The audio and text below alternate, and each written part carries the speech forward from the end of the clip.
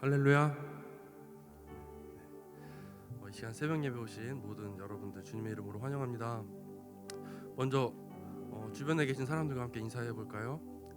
예배드리기 참 좋은 날씨입니다. 아침에 되게 졸렸는데 차 타고 오는 동안 잠이 다 깨더라고요. 추워갖고. 이 시간 비록 밖은 춥지만 우리 마음은 주님을 향한 마음으로 뜨겁게 불타오르길 바랍니다. 자, 기도하시고 우리 예배 시작하도록 하겠습니다. 사랑과 은혜가 충만하신 하나님 아버지, 이 시간 저희들 주님께로 인도하여 주신 것 감사합니다. 주님, 이 시간 이 아침 저희들 오직 주님만을 바라보고 나왔습니다. 다른 어떤 것도 아닌 우리의 왕 대신, 우리의 주인 대신 주님을 예배하기 위해, 주님께 기도하기 위해 이 자리에 나왔으니 주님, 우리의 마음을 받아주시고 이곳에 주님의 은혜를, 주님의 영광을 가득 나타내 주시옵소서. 우리가 주님을 더 따라가고 주님을 더 닮아가고 주님께서 원하시는 모습으로 더 살아갈 수 있는 힘을 이 시간 얻어 돌아가길 원하오며 감사하며 예수님의 이름으로 기도드렸습니다. 아멘.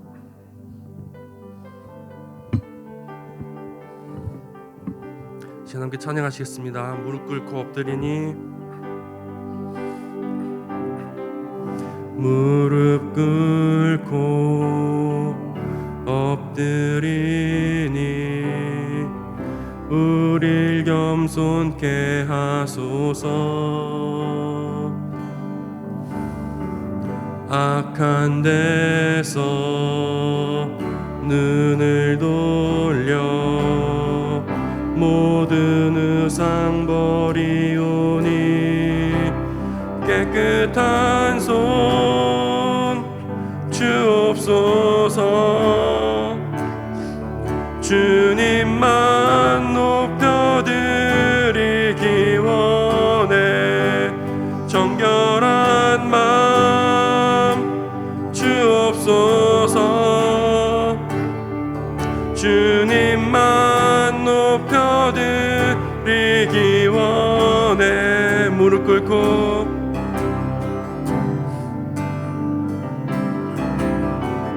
무릎 꿇고 엎드리니 우릴 겸손케 하소서. 악한 데서 눈을 돌려 모든 의상 버리오니 깨끗한 손 주옵소서. 주님만 높여드리기 원해. 정결한 마음 주옵소서. 주님만 높여드리. 깨끗한 손 주옵소서. 주님만 높여드리기 원해. 정결한 마음 주옵소서. 주님만 높여드리기 원해. 한 번 더 찬양할 수 있습니다. 무릎 꿇고 무릎 꿇고 엎드리니 우릴 겸손케 하소서. 악한 데서 눈을 돌려 모든 의상 버리오니 깨끗한 손 주옵소서.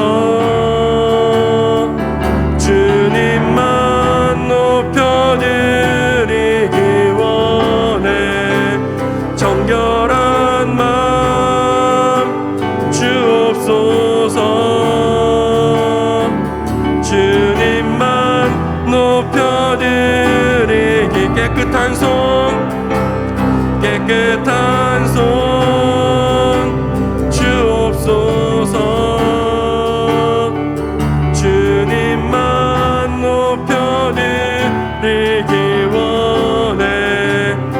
정결한 마음 주옵소서. 주님만 높여드리기 우리 세대로 주의 얼굴 찾게 하옵소서. 오 야곱의 하나님 우리 세대로 주의 얼굴 찾게 하옵소서. 오 야 우리 세대로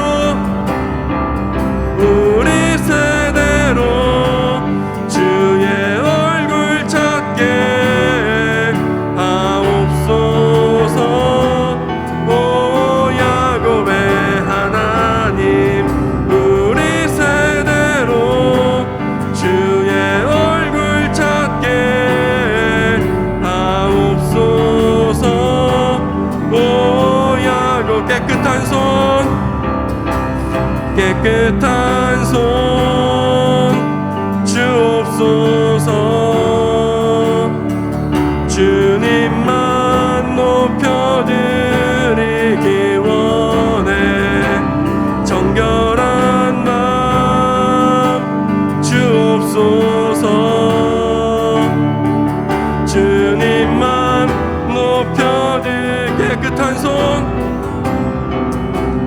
깨끗한 손 주옵소서. 주님만 높여드리기 원해. 정결한 마음 주옵소서. 주님만 높여드리 모든 영광과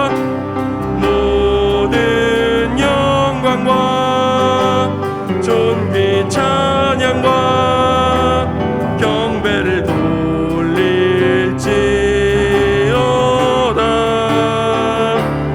모든 영광과 존귀 찬양과 경배를 돌릴지.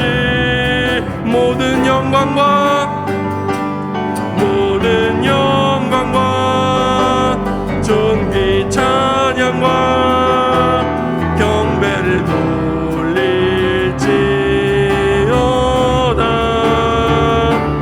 모든 영광과 존귀 찬양과 경배를 돌릴지어다.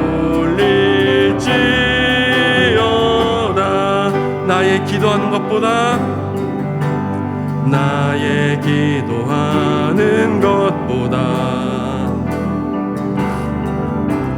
더욱 응답하실 하나님. 나의 생각하는 것보다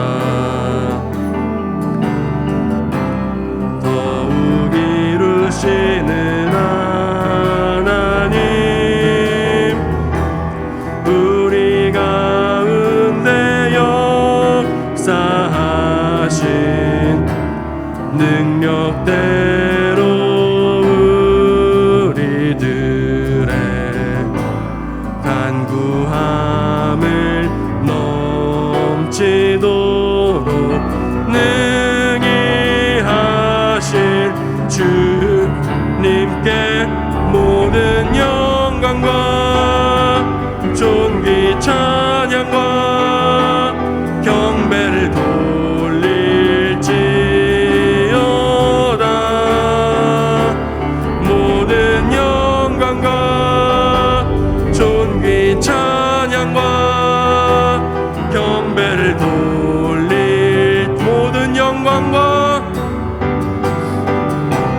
모든 영광과 존귀 찬양과 경배를 돌릴지어다.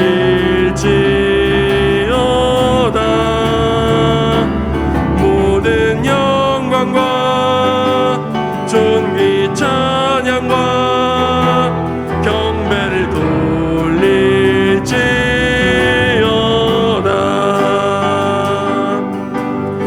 시간 다 함께 기도하시겠습니다. 우리 함께 기도하실 때 주님, 이 시간 우리가 오직 우리의 왕 대신 주님만을 바라보고 주님만을 의지하게 하여 주시옵소서. 우리가 이 땅에서 살아가는 그 모든 것이 주님을 위한 것임을 우리가 잊지 않게 하여 주시옵소서. 비록 신학생들이 지금 이 시간 공부하는 시기를 갖고 있고 또 여러 가지 사역으로 인해 마음이 바쁠 때가 있지만 주님, 그것보다 중요한 것은 주님께서 우리의 주인이시고 우리가 주님을 위해 이 자리에 나왔고 이 땅 위를 살아가고 있는 것입니다. 이 시간 우리가 우리의 본분을 잊지 않게 하시고 우리의 왕 대신 주님만을 바라보며 주님을 위해 살아갈 수 있게 해달라고, 주님을 향한 그 마음이 다시 회복되게 해달라고 우리 다 함께 기도하시겠습니다. 하나님 감사합니다. 이 시간 우리를 불러주시고 우리가 주님을 따를 수 있도록 인도하시니 감사합니다. 주님, 이 시간 우리의 마음이 오직 주님만을 향하기 원합니다. 우리가 이 땅에 살아가면서 너무도 분주한 마음에 너무도 바쁜 마음에 때때로 주님을 놓치셨을 때가 있습니다. 주님, 우리 마음을 다시 회복시켜 주시고 우리의 마음을 다시 바로 잡아 주셔서 우리가 주님만을 다시 바라볼 수 있도록, 우리가 주님께 처음 고백했던 그 뜨거운 마음을 회복하여서 주님을 위해 우리가 그 모든 것을 할 수 있도록 인도하여 주시옵소서. 우리가 공부하는 것, 우리가 일하는 것, 그 모든 것이 주님을 위한 것임을 우리가 잊지 않도록 주님, 우리 마음 가운데 역사하여 주시옵소서.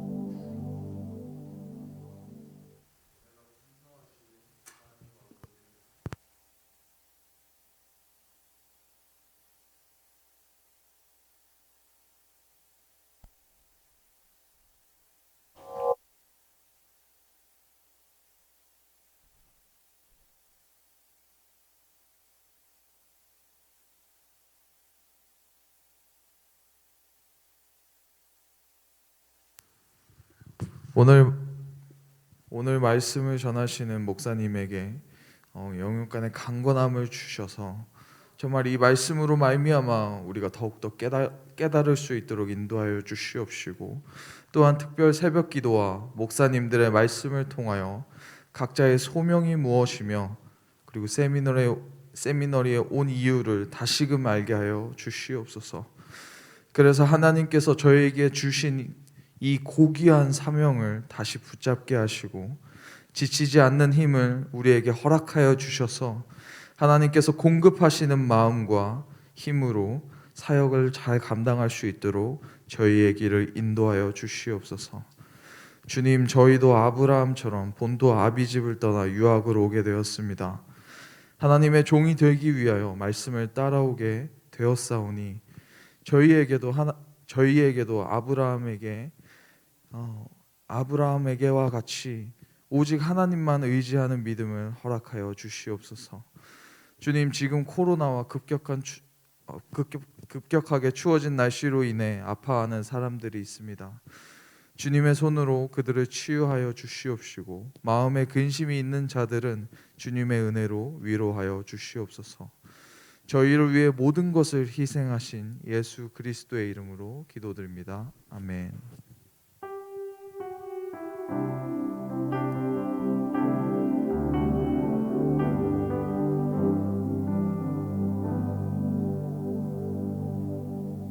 네, 안녕하세요. 또 우리 특별 새벽 기도에 나오신 여러분을 주님의 이름으로 환영하고 축복합니다.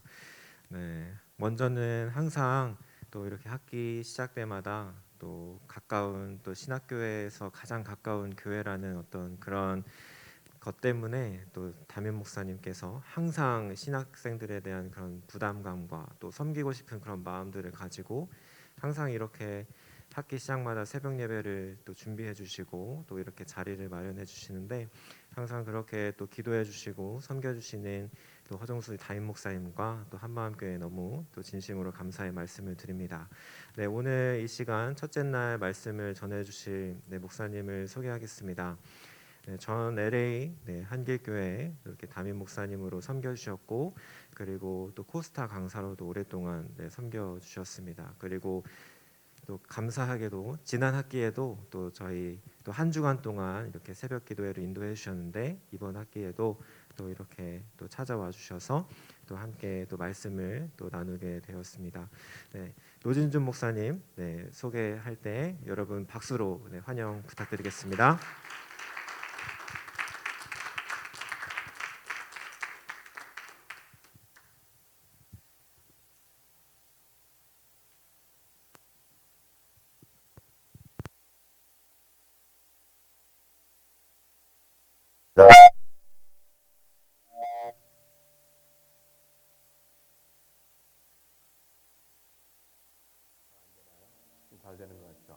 조금 하울링이 있네요.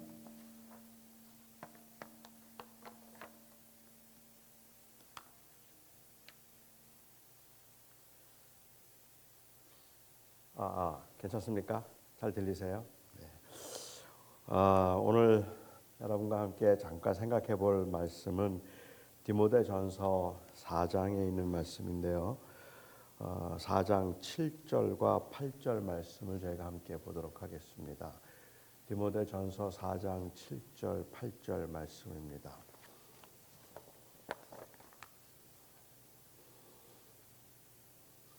하나님의 말씀입니다. 망령되고 허탄한 신화를 버리고 경건에 이르도록 내 자신을 연단하라.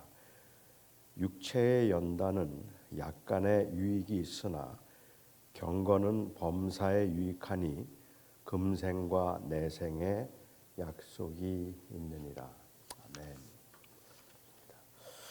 아멘. 여러분들이 보시기에 제 모습이 좀 경건해 보이나요? 여러분 보시기에는 제가 좀 경건하게 생겼나요? 어쩌면 경건하게 생기기에는 너무 귀엽게 생긴 것 같아요. 경건한 이미지를 생각해 보면 그 경건한 이미지에는 좀 맞지 않는 그런 너무 준수한 모습이 아닐까 하는 생각도 좀 하게 되는데, 경건의 모습을 따져 본다면 아마 제 아내의 경우는 특별히 저에 대해서 더욱 경건한 모습을 볼 수 없을 것 같긴 해요. 특별히 요즘처럼 이런 코로나 시대에 은퇴한 목사가 집에서 매일 그냥 고무줄 바지만 입고 그리고 TV만 보면서 특별히 개그 프로그램을 보면서 킥킥거리는 모습을 보면 전혀 경건해 보이지 않겠다 하는 그런 생각을 좀 하게 되기는 합니다. 그래서 제 아내가 저를 보고 경건하게 본다면 참 대단하다라는 생각을 좀 하게 되는데, 우리가 일반적으로 이 유세베이아 경건이라는 말을 떠올리면 여러분들은 어떤 모습들이 연상되는지 잘 모르겠습니다. 성경에 경건이라는 단어가 여러 번 나오기는 하지만 목회 서신처럼 집중적으로 경건에 관한 이야기를 하는 곳은 없습니다. 그래서 목회 서신에서는 특별히 이 바울이 이 젊은 목사, 30대 후반쯤 됐을까요? 젊은 목사인 이 디모데를 권하면서 경건에 관한 이야기를 아주 많이 하고 있는데, 목회자의 삶에 있어서 경건은 곧 능력을 의미하기도 하고 그것 자체가 결국은 삶을 의미하는 것이기 때문에 그럴 거라고 생각합니다. 저는 이 시간에 여러분과 함께 경건에 관해서 제게 주어진 이 제목을 가지고 목회 서신에 나타난 경건은 어떤 것일까를 좀 생각해 보고 싶습니다. 원래 이 단어가 갖는 단어의 의미는 신에 대한 두려움으로 움츠려든 모습, 그게 경건의 모습이었습니다. 그러니까 경건이라는 단어는 예배를 할 때라든지 혹은 제사를 할 때 아주 많이 사용되던 단어라고 볼 수 있겠죠. 어쩌면 요즘도 이 경건한 모습은 예배를 하는 모습하고 관련이 되거나 아니면 그 신 앞에 움츠려든 이 초라한 모습으로 연상되기 때문에 왠지 그 앞에서는 함부로 말해도 안 될 것 같고, 왠지 그 앞에서는 크게 말해도 안 될 것 같고, 왠지 그 앞에서는 너무 가볍게 행동을 해도 안 될 것 같은, 그래서 그 하나님 앞에 움츠려든 연약한 자의 모습을 경건의 모습이라고 생각을 하면 그런 모습은 과묵하고 또 진중하고 차분한 성품, 그렇지 않다면 그 하나님 앞에서 그 신 앞에 있는 겸손한 어떤 도덕적 성품을 의미하리라고 생각을 할 것 같아요. 그러다 보니까 경건한 모습은 종교적인 행위와도 밀접한 관계를 갖게 되죠. 일반적으로 사람들이 경건 생활이라고 말하면 그 경건 생활은 얼마나 기도를 많이 하고 있는가, 아니면 성경을 얼마나 많이 보고 있는가로 정의를 하려고 하기도 합니다. 실제로 중세 때부터 이 디보션이라고 하는 단어가 너무 이 외적인 그 종교적 행위와 관련이 있는 것 같아서 경건이라는 단어를 사용하면서도 존 켈빈처럼 의도적으로 피에타스라는 단어를 더 선호하는 디보션보다는 파이어티가 더 중요하다는 그러한 의미를 말하려고 했던 것도 사실은 경건이라는 단어, 그 단어가 갖는 의미가 바로 그러한 것이 있기 때문에 그렇죠.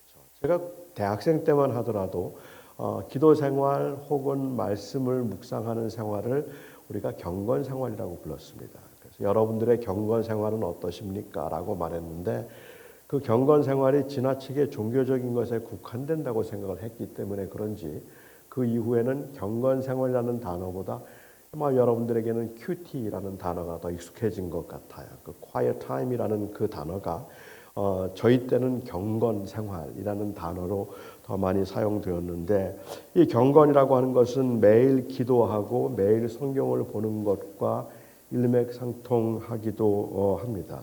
그러니까 사실 경건한 모습에는 뭐 명랑함이라든지 아니면 뭐 상쾌함이라든지 이런 단어보다는 엄숙함 그리고 신중함들이 더 많이 들어가 있지 않을까 하는 생각을 하게 됩니다.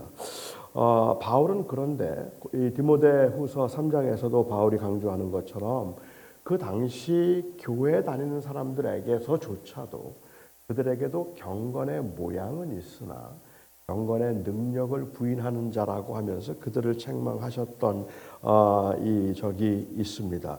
다시 말하면 그 경건 생활이 경건이 그 삶에 아무런 영향도 주지 못한 채 그런 그들의 그들이 살아가는 삶에 아무런 영향도 주지 못한 채 모습만 갖추고 있기 때문에 그렇게 말을 했던 것이라서 사실은 경건은 삶과 밀접한 관계가 있다고 보는 것은 뭐 틀림없이 맞다고 저는 생각합니다. 오늘 본문 말씀만 좀 먼저 생각을 해 보아도 이 본문 말씀에 보면 이건 뭐 제가 제 아내에게 자주 사용하는 말씀이기는 합니다. 육체 연습은 약간의 유익이 있으나 그러나 경건은 금생과 내생에 유익하다.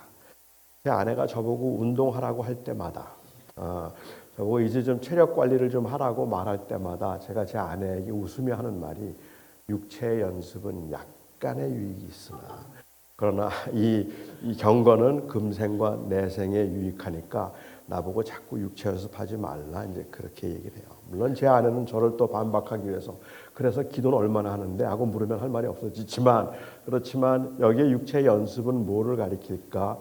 어떤 학자들은 바울이 말하는 육체의 연습이 이 금욕적인 삶의 모습이라고 여기는 사람들도 있습니다.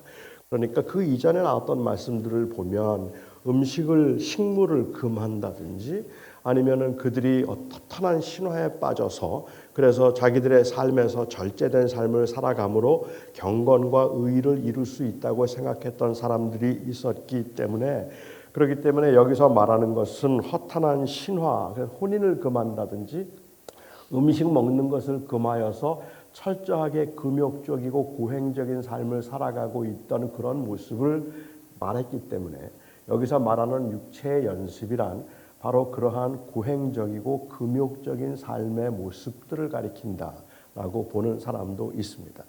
저는 한편으로 일리가 있다고 생각은 되지만 바울이 말하고 있는 배경에서 살펴보면 제가 생각할 때는 여기에 그러한 것들을 금하고 있는 바울이 약간의 유익이 있다는 말을 할 것 같지가 않다는 거예요. 그게 무슨 유익이 있겠습니까? 적어도 바울이 말하려고 하는 의도에서 그것이 어떤 유익이 있어서 권장할 만한 유익이라고 말할 수 있겠습니까? 여러분들이 오늘 이 아침에 좀 춥긴 했지만 뭐 이 정도 추위는 그렇게 추운 건 아니라고 또 말할 수도 있겠죠. 사실 저처럼 동부에서 온 사람들은 그런데 이 추운 날씨에 여러분들이 오늘 이 자리에 찾아온 이유가 나는 이 추위를 견디고 추위 가운데서 내가 벌벌 떨면서 그러면서 교회에 나가겠다고 하는 그 고행 그 때문일까요? 제가 아는 어떤 분이 이 추운 겨울에도 냉방에서만 잤다 그래요. 그러니까 온돌에서 잔 적이 없다 그래요. 항상 기도하는 마음으로 쭈그리고 그 냉방에서 잤는데 만일 그 이유가 그분이 말씀하시는 것처럼 지금도 곳곳에서 고난을 당하거나 아니면 감옥에 갇혀 있는 사람들을 생각하면, 가족 중에 아니면 아는 사람 중에 누가 있는지는 모르지만 생각하면 자기가 편히 잘 수 없어서 그렇다고 하는 미안한 마음 때문이라는 거예요. 저는 그렇다면 그거는 고맙다는 생각이 들어요. 그건 인정이 돼요. 그거는 본인이 그렇게 그런 마음을 가지고 한다면, 하지만 내가 그렇게 삶으로 인하여서 하나님 앞에 더 인정을 받는다고 생각을 한다든지, 아니면 그래서 따뜻한 온돌방에서 자는 사람들에 대해서 판단하거나 정죄하는 마음이 생길 만큼 그것을 자기의 가치로 여기고 있다면, 그렇다면 그것은 굉장히 위험한 일입니다. 그것은 어떤 경우에도 그러니까 유익이 된다라고 말할 것은 아니라는 거죠. 사람들에게 극기 훈련을 시키겠다고 학생들을 모아놓고 이렇게 추운 날 안에도 들어오지 않고 꼭 밖에서 예배를 한다면, 그러면서 왜 밖에서 예배를 해야 됩니까? 라고 말하면 너희는 추위를 좀 견뎌봐야 돼 라고 말한다면, 저는 그건 어떤 유익이 있을지, 그건 육체적인 유익이 되겠지만 바울이 말하고 있는 그러한 의미보다는 오히려 여기서 지금 그 단순한 고행이 자기의 의가 되거나 아니면 자기를 드러내는 행위가 될 때 그것을 지금 바울이 경계하고 있는데, 이게 무슨 유익이 되겠습니까? 저는 바울이 약간의 유익이 있다는 말은 그러한 경건 훈련 아니면 극도의 그 고난 훈련을 말하는 게 아니라, 이거는 육체의 연습, 다시 말하면 피지컬한 그러한 그 엑서사이즈를 의미한다고 보는 게 조금 더 맞겠다는 생각이 들어요. 그러니까 약간이라고 말한 이 프로소알리건이라고 하는 이 단어는 제가 이해하기에는 그냥 단순히 이 조금이라고 하는 것을 얘기하는 것이 아니라 사실은 시간적인 의미라고 보는 거죠. 육체적으로 연습을 하는 건 이 땅에 사는 동안에 필요하다는 거예요. 하지만 경건은 금생과 내세 유익하다. 그러니까 육체의 연습은 필요 없고 경건이 필요하다는 이야기를 하는 것이 아니라, 이것은 그 대조시키고 있는 것이 아니라 컴패리슨을 얘기하는 거죠. 컨트라스팅이 아닌 거죠. 그러니까 이거 하지 말고 이거 하라는 이야기를 하는 것이 아니라 육체의 연습도 유익하다. 하지만 그거는 이 땅에 사는 동안에만 유익하겠지만 경건의 연단은 그것은 더 이 금생과 내생에 유익하기 때문에 이 디모데에게 사실 육체적으로도 조심을 하라고 가르치기도 하고 권면을 하기도 했지만, 그러면서도 그런 특별히 경건에 소홀히 하지 말라고 말하고 있는 것을 볼 수가 있습니다. 단순히 그냥 몸을 단련하는 것, 그건 필요한 거죠. 그러니까 그거 틀렸다는 이야기를 하는 건 물론 아닐 겁니다. 바울에게 있어서는 이 금생과 내생에 유익한 이 경건의 그 연습, 경건을 단련하는 일을 강조하는데, 여기서 말하는 그 경건이라는 것은 단순한 기도 생활을 의미하지 않습니다. 단순히 그냥 말씀 생활을 의미하는 것 아닌 것 같아요. 디모데 후서 3장 1절부터 5절까지 한번 보면, 저는 이게 그 당시에 교회 안에 있던 사람들, 교회 밖에 있는 사람들을 말하는 게 아니라 안에 있던 사람들을 말하고 있다면, 디모데후서 3장 1절 말씀 제가 한번 볼게요. 지금 올라와 있지 않죠? 여기 나오네요. 너는 이것을 알라. 말세에 고통하는 때가 이르러 사람들이 자기를 사랑하여 돈을 사랑하며 자랑하며 교만하며 비방하며 부모를 거역하며 감사하지 아니하며 거룩하지 아니하며 무정하며 원통함을 듣지 아니하며 모함하며 절제하지 못하며 사나우며 선한 것을 좋아하지 아니하며 배신하며 조급하며 자만하며 쾌락을 사랑하기를 하나님 사랑하는 것보다 더하며 경건의 모양은 있으나 경건의 능력은 부인하는 자니 이 같은 자들에게서 내가 돌아서라 얘기합니다. 여기 아이러니가 있지 않습니까? 지금 여기에 있는 모습을 보면 이들은 안 믿는 사람들을 이야기하고 있는 게 아니에요. 경건의 모습은 있으나 경건의 능력을 부인하는 자들인데, 그들의 삶의 형태는 믿는 사람들과는 상관이 없는 모습을 보여주고 있단 말입니다. 모든 이 세상에 있는 죄인들이 행할 것 같은 하나님을 인정하지 않는 모습인데, 그런데 경건의 모양은 있더라 하는 말입니다. 여기서 말하는 경건의 모양이라는 것은 종교적인 모습이겠죠. 그러니까 기도도 했다는 말입니다. 예배도 참석했다는 말입니다. 그리고 성경 공부도 했다는 말입니다. 그런데 그들의 삶에서는 자만과 교만과 나는 사람의 원통함을 풀지 않고 온갖 가지 악을 행하면서 세상에 하나님을 모른다고 말하고 세상을 살아가고 있는 사람들하고 너무 똑같았다는 거예요. 하나도 다를 바 없는 똑같은 모습을 가지고 살아가고 있는 그들, 그런데 경건한 모습. 그러니까 바울은 지금 단순히 기도 생활을 많이 하라고 얘기하고 있는 게 아니라는 말이에요. 그냥 말씀을 많이 보면 그게 경건한 자가 된다는 이야기를 하고 있는 게 아니라는 거예요. 그렇게 하더라도 거룩하게 살지 못하는 사람들의 모습을 보면서 이들은 사실은 굉장히 위험한 자들이다 하는 이야기를 하고 있지 않느냐는 말입니다. 그렇다면 경건이라는 것은 무엇일까? 디모데전서 3장 16절에서 크도다 경건의 비밀이여 그렇지 않다 하는 이 없도다 라고 말을 했습니다. 경건의 비밀이라고 해서 경건을 비밀이라고 그렇게 부르는데, 여기서 비밀이라고 말할 때 바울은 감추어져 있는 것, 그래서 드러나지 않은 것을 의미하는 것은 아니고 오히려 예수 그리스도를 통해서 드러난 것을 가리킵니다. 그것을 가리켜 비밀이라고 부르죠.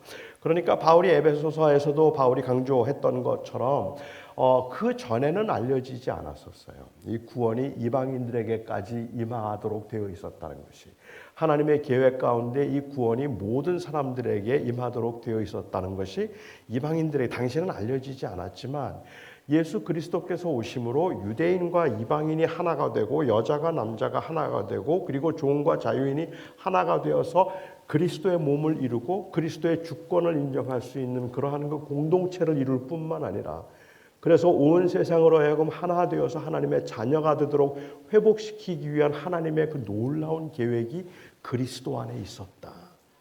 이게 비밀이다라고 말하죠. 그러니까 이 비밀은 모르는 게 아니라 이미 알려진 것, 전에는 몰랐지만 알려진 것이죠. 여기서 바울은 이 경건의 비밀이라는 말을 특별히 그리스도의 복음과 관련해서 자주 사용한 것을 생각하면, 경건의 비밀이라는 것은 경건한 삶이 아주 신비로운 삶을이라는 그러한 의미도 아니고, 영적으로 사는 사람들은 신비로운 체험을 하기 때문에 이거는 체험해보지 않은 사람들은 모른다는 이러한 영적 체험에 관한 이야기를 하고 있는 게 아니라는 말이에요. 경건의 비밀이란 바로 그리스도의 복음의 비밀이라고 봐야 되겠죠.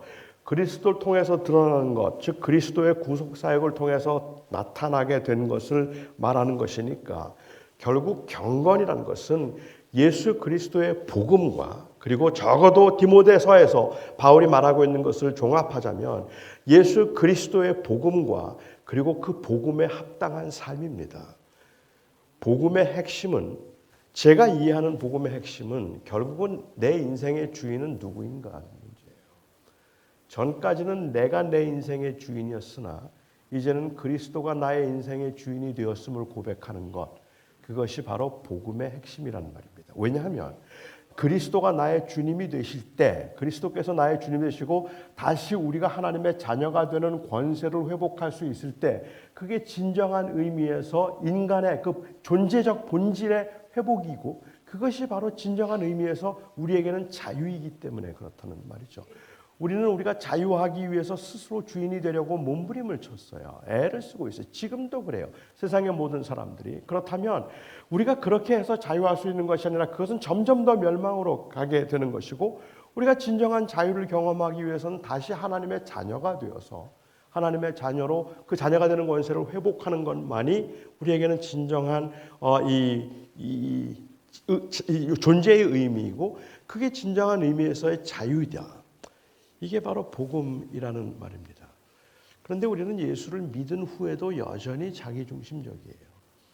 여전히 그리스도가 나의 주님이라고 고백하기보다는 오히려 내가 주인인 것처럼 살아갈 때가 훨씬 더 많기 때문에 이 복음에 합당한 삶을 산다는 이야기는 결국은 그리스도의 주되심을 인정하여서 그 주되심으로 살아가는 것을 의미하는 거죠. 아마 팀 켈러가 이 이야기를 가장 많이 하지 않았을까라는 생각을 하는데, 팀 켈러가 그 쓴 The Meaning of Marriage라고 하는 그 책 혹시 보셨는지 모르겠습니다. 그 책 앞부분에 보면 그 켈러가 이 재밌는 이야기를 거기서 하고 있는 걸 볼 수 있습니다. 결혼하려는 부부들에게 상담을 하거나 결혼을 할 때 절대로 크리스천 커플이 잊지 말아야 되는 것 하나가 있다면 뭔가 하면 자기가 죄인이라는 사실을 인정해야 된다는 거예요.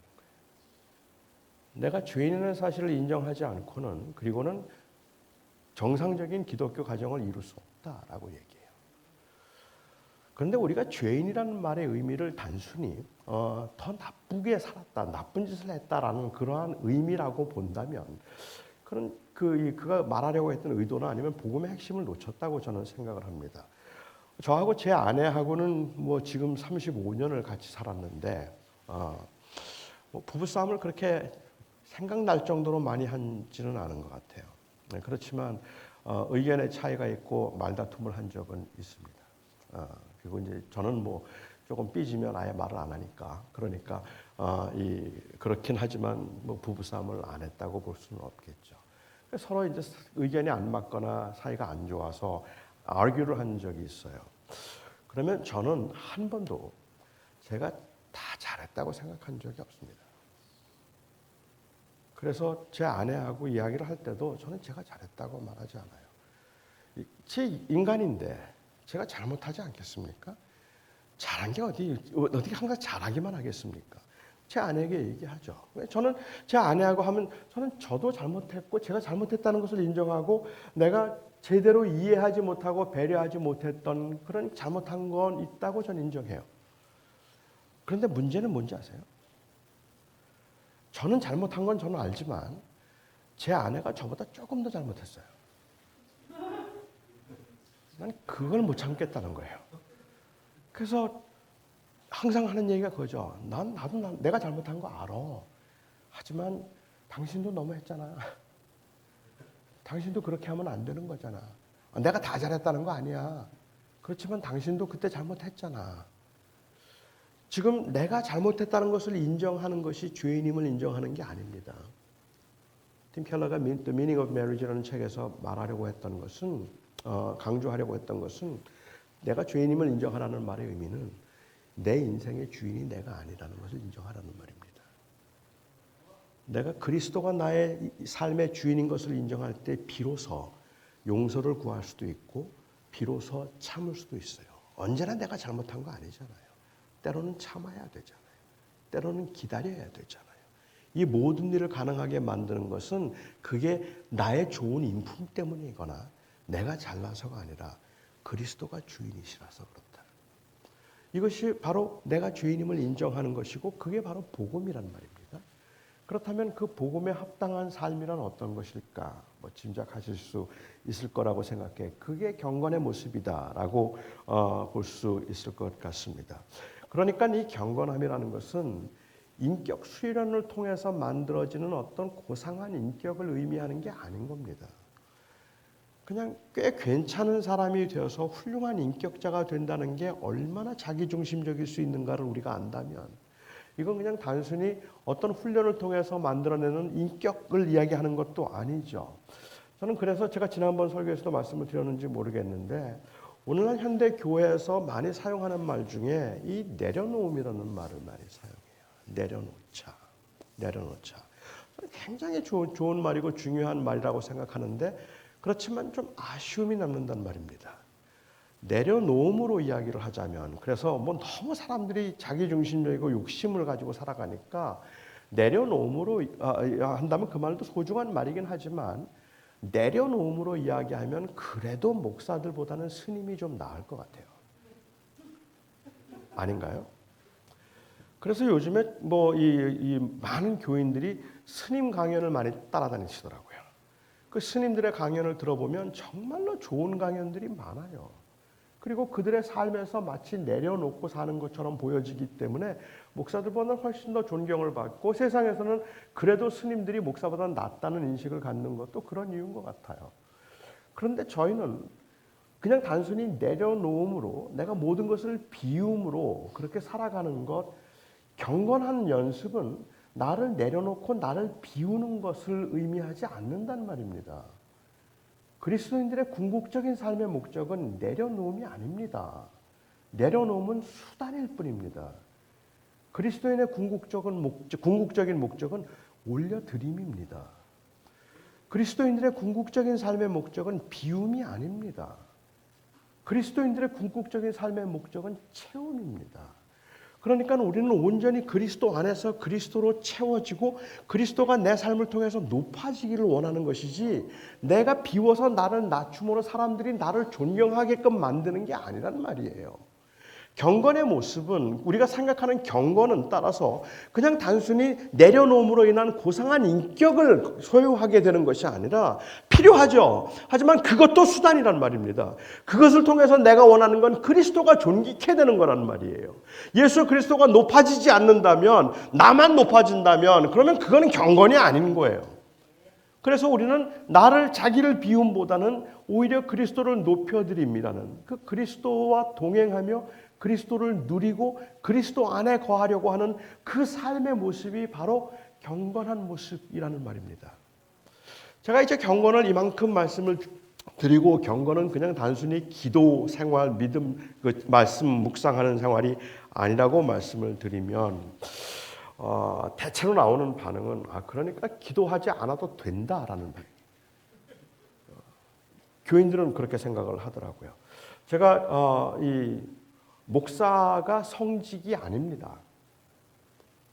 그렇게 말할 때 전 지금도 동의하지만 목사가 성직이 아니라는 말할 때 그 말의 원래 의미는 목사만 성직이 아니라는 뜻이에요. 하나님의 부름을 받고 살아가는 사람들은 다 거룩한 일을 하는 성직자들이기 때문에 직장 생활을 하든 학교 생활을 하든 다 성직이다. 하나님의 부름으로 살면.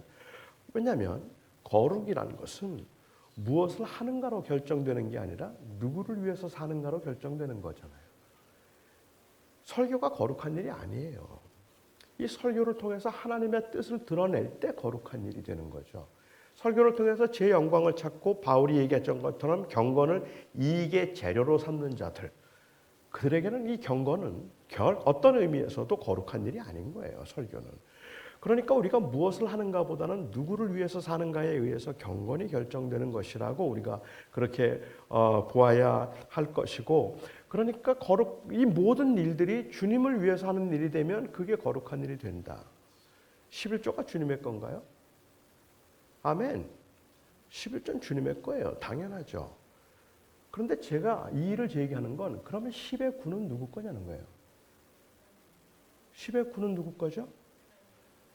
10의 9는 내 거라고 생각해요. 11조는 하나님의 거고. 그러니까 11조를 드렸기 때문에 10의 9를 가지고 어떻게 살아도 하나님은 터치하시면 안 되는 거예요. 내가 그걸 가지고 뭐 고리대금업을 하든 아니면 내가 뭘 하든 어떻게 살든 이 텍스 이베이션을 하든 상관없어요. 그냥 10분의 1을 하나님께 드렸으면 나는 하나님께 드릴 걸 드린 거죠. 교회 건축한다, 뭐 한다, 그래서 교회들이 행사한다, 이렇게 막 바쁘면 하나님 앞에 조금 더 드릴 수는 있어요. 원하시면 조금 더 드릴 수는 있지만 그 외의 것은 don't even think about it. 왜냐하면 그건 내 거니까. 여기에는 재물관이라는 건 없는 겁니다. 저는 11조가 하나님의 것이라는 것을 강조했던 한국 교회가 10의 9도 주님의 것이라는 것을 강조하는데 오히려 방해가 되었던 거예요. 그래서 그 삶이 거룩해지지 않았다는 게 문제라는 거죠. 주일이 주님의 날입니까? 당연하죠. 그럼 월요일은 누구의 날이에요? 우리가 구별하여 드린다는 말의 의미는 그것이 거룩해서 드린다는 의미가 아니라 그 구별함으로 인하여서 전체가 거룩함을 보여주는 것이잖아요. We set this apart to make everything holy. 그게 바로 우리가 그 하나님 앞에 거룩하게 살려고 하는 삶의 의도라고 보아야 된다면, 그러니까 우리는 기도하면 안 된다, 기도 생활을 소홀해도 된다고 말할 건 아닌 것 같아요. 기도 자체에서 경건을 말하는 건 문제가 있지만 그럼에도 불구하고 우리는 그 기도 생활에 일이 어떻게 우리 경건 훈련에 필요하고 아니면 경건을 연단하는 데 필요한 것인가 하는 것을 놓치지 말아야 된다고 생각을 합니다. 저는 목회를 하면서 전인적인 신앙생활을 강조했습니다. 지금도 저는 거기에는 후회가 없습니다. 그런데 아쉬움은 있죠. 왜냐하면 제가 교회 생활을 하면서 저는 교회 생활이 신앙생활이라고 하는 그러한 그 공식의 이원화가 굉장히 위험하다는 생각을 했기 때문에 그래요. 조금 전에 말씀드렸던 것처럼. 그래서 저는 이 목회를 하면서 그리스도인들의 삶을 하나님께 드려야지 부분만 드려서는 안 된다는 이야기를 굉장히 많이 강조했습니다. 삶의 전인적인 그리스도인의 모습, holistic Christian life가 어떤 것인가 하는 것을 저는 굉장히 많이 강조를 하고, 그래서 교회 생활이 신앙생활이 아닙니다 하는 말을 많이 했어요. 교회 나온다고 다 했다고 생각하지 마십시오. 교회 생활이 신앙생활이 아닙니다 라고 강조했는데, 그렇게 강조하고 난 다음에 삶이 곧 예배이고, 그리고 내 모든 것이 결국은 하나님을 향한 그 하나님의 헌신이 되어야 합니다라는 이야기를 했는데요. 요즘에 와서 제가 좀 애석하게 생각하는 것이 있다면, 교회 생활은 신앙생활이 아니다라고 그렇게 이야기를 했더니 그 다음에 나오는 반응이 신앙생활은 교회 생활이 아니다라는 이야기로 요즘은 나와요. 그러니까 교회 생활, 믿음 생활을 잘하는 데는 교회 생활이 포함될 필요가 없다고 생각하는 거예요. 교회 생활은 신앙생활이 아니다. 결국은 삶이 예배인 거지 교회 생활이 예배가 되는 건 아니다 라고 말을 하는 거죠. 문제는 뭔가 하면 이렇게 전인적인 삶을 드린다는 게 너무 성경적이고 맞다고 하더라도 결국 우리에게 있어서 문제는 이 전인적인 삶을 드린다는 이 고백이 지나치게 피상적이거나 추상화되어 버렸단 말입니다. 그러니까 다 드린다는 말은 아무것도 안 드린다는 말도 돼요. 전부를 드립니다. 아니 그렇게 기도 뭐하러 해요? 삶이 기도인데. 그래서 그 삶이 기도라고 말을 하는 말의 의미는 결국은 기도가 필요 없다는, 기도 무용 혹은 예배나 교회 무용론을 말하게 되는 그러한 경향이 있더라는 말이죠. 저는 특별히 신학생들이, 제가 신학생 때, 제가 목사 때 경험한 것들에 의한다면 이 원리를 이야기하고 원칙을 이야기하면서 그래서 삶을 달드리는 홀리스틱 크리스천 라이프를 강조하는데, 그 홀리스틱한 것을 강조하는 그 홀리스틱한 것의 추상성 때문에 우리의 헌신이 구체적이 되지 않는 그런 일들이 없었으면 좋겠다고 생각을 합니다. 아주 오래된 이야기이긴 한데요. 아주 오래전에 한 LA에 사는 한 형제가 샌프란시스코에 사는 한 자매에게 편지를 썼습니다. 연애 편지를 썼어요. 너무 사랑해서. 아주 오래전 얘기니까 조금 오글거리는데 좀 참아주시고 들어주시면 좋겠습니다. 그 연애 편지를 쓰는데 편지에 그렇게 쓰는 거예요. 당신이 너무 보고 싶습니다. 당신이 너무 보고 싶습니다. 만일 당신과 나 사이를 맹수가 가로막는다면 난 피투성이가 되도록 맹수와 싸워서라도 당신께 갈 것입니다. 오글거리기 시작하죠. 만일 바다가 당신과 나 사이를 가로막고 있다면 내가 대서양을 헤엄쳐 건너서라도 당신께 갈 것입니다.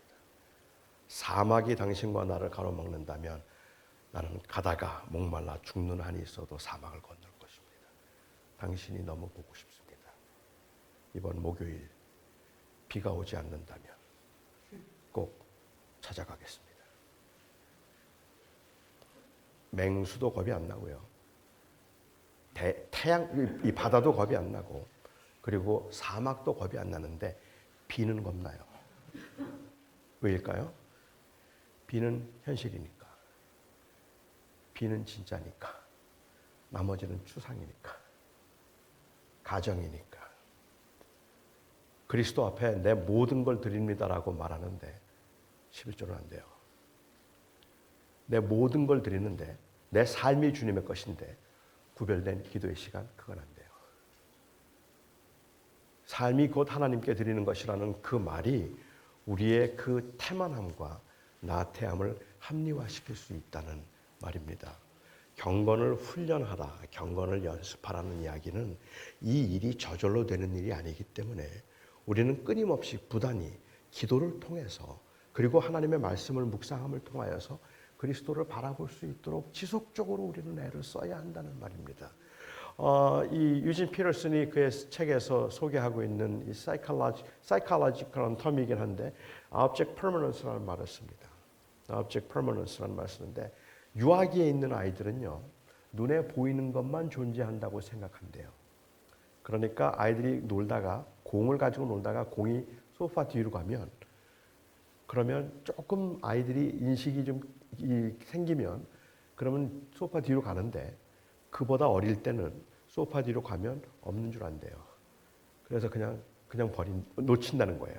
그런데 이제 크면 뒤에 있다고 생각하고 가는 거죠. 그래서 object permanence라는 말을 이제 그가 사용하고 있는데 저와 여러분은 하나님을 믿는 것보다 하나님을 안 믿고 사는 게 조금 더 익숙한 사람들입니다. 오랫동안 교회 생활을 했어도 이 세상에 눈에 보이는 그 익스포즈되어 있는 너무 많은 것들 때문에 그리고 우리의 그 죄성 때문에 우리는 하나님을 보는 것보다 하나님을 인식하는 것보다 하나님을 인식하지 않고 사는 게 거의 자동이에요. 그렇다면 우리에게는 이것을 극복하기 위한 치열한 노력이 필요하단 말이에요. 복 받기 위해서가 아닙니다. 저 목회하면서 기도 많이 안 했어요. 왠지 아세요?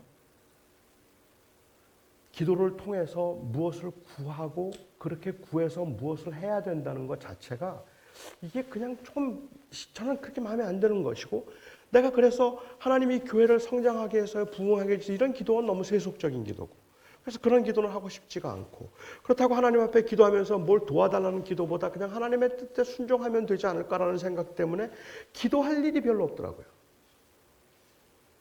기도가 우리의 뭔가를 이루겠다는 뜻이라고 생각한다면 뭐 기도 많이 하는 것조차도 사실은 좀 멋쩍을 정도로 세속적일 수 있죠. 하지만 기도는 치열하게 우리로 하여금 세상을 넘어서 그리스도를 바라보게 만드는 것입니다.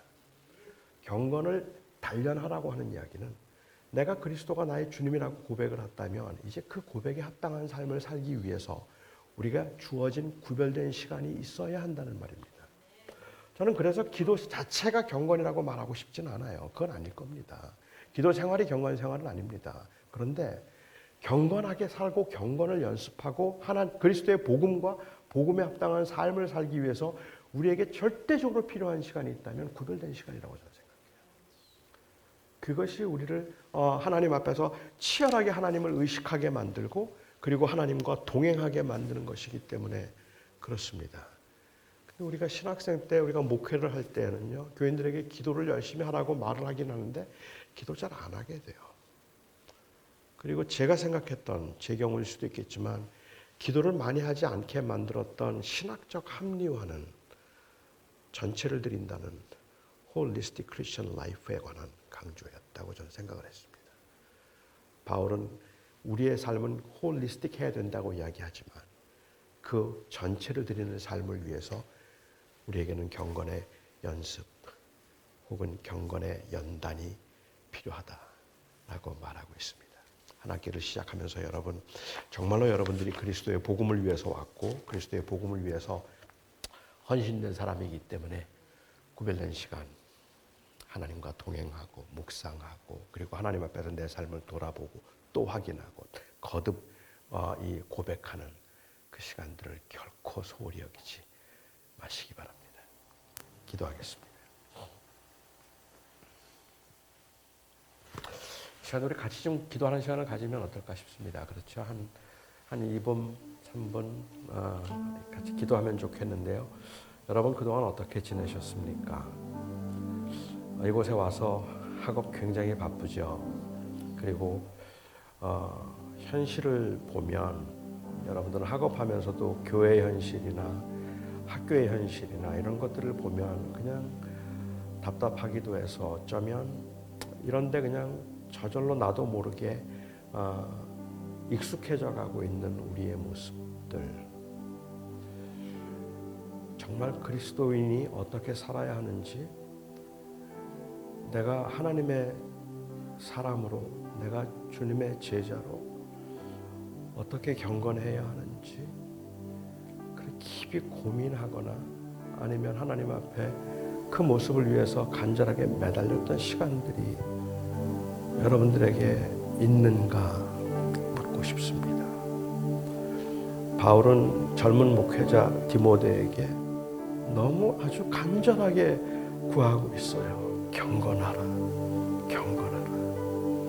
진정한 경건, 그 경건을 연습하라. 우리 한번 하나님 앞에 한 학기를 시작하면서 또 한번 다짐해 보면 어떨까 싶어요. 주님 앞에 경건한 하나님의 사람으로 경건을 훈련하며 살아가겠습니다. 한번 다짐하는 시간 여러분 각자 가질 수 있기를 바랍니다. 함께 기도하겠습니다. 우리 사랑하는 아버지 하나님, 오늘 이 아침에도 우리 사랑하는 믿음의 동역자들과 함께, 그리고 믿음의 동지들과 함께 사도 바울이 디모데에게 말했던 경건이란 무엇일까를 생각하고 어떻게 우리가 경건한 삶을 살아야 하는가에 관해서 함께 고민해 보았습니다.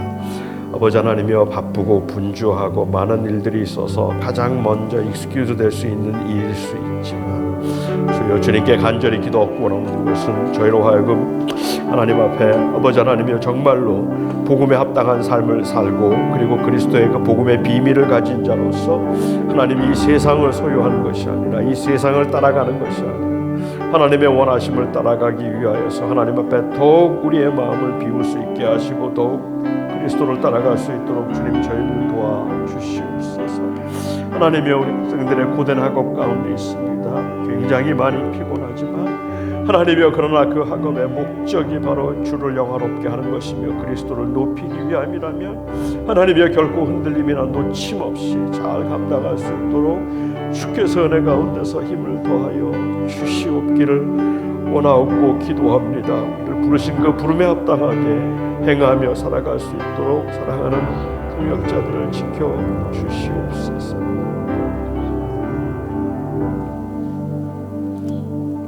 사랑하는 나의 아버지 하나님, 한 학기를 또 시작하면서 일주일 동안 하나님 앞에 작정하고 기도하는 것은 단순히 이 기도를 통해서 한 학기 동안 성공적인 결과를 얻고자 함도 아니고, 이 기도를 통해서 하나님의 그 이 긍휼을 얻어서 조금 더 편안하고 쉬운 한 학기를 보내자 함도 아닙니다. 한 학기를 시작하면서 학업이 고되기 때문에, 너무 바쁘고 분주하기 때문에 그럴수록 더욱 그리스도에게 집중하고 싶고 마음이 흔들리지 않았으면 좋겠다는 것, 저희들을 부르신 그 부름에 합당하게 학업하며 살며 준비하겠다는 간절한 마음을 가지고 또 오늘 이 아침에도 이곳을 찾았습니다. 우리 사랑하는 믿음의 동역자들 한 사람 한 사람을 주님께서 붙들어 주셔서 그들이 정말로 경건한 삶을 살아낼 수 있게 하여 주시옵시고, 단순히 그냥 모든 사람들에게 존경받는 사람이 아니라 그 존경받음을 통하여 그리스도를 영화롭게 하고 싶은 간절한 열망이 하나님이여 그들의 마음속에, 사역 속에 사라지지 않게 하여 주시옵소서. 하나님께서 온전히 함께 하시기를 간절히 바라며 진실로 그 은혜에 감사하옵고 우리 주 예수 그리스도의 이름으로 기도하옵나이다. 아멘.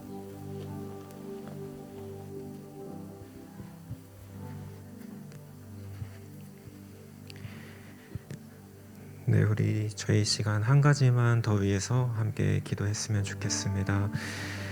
목사님께서 말씀을 전해주신 대로 우리가 정말 복음에 합당하게 살아가며 또 우리의 삶을 통해서 오직 예수 그리스도만 높여지기를 소망합니다.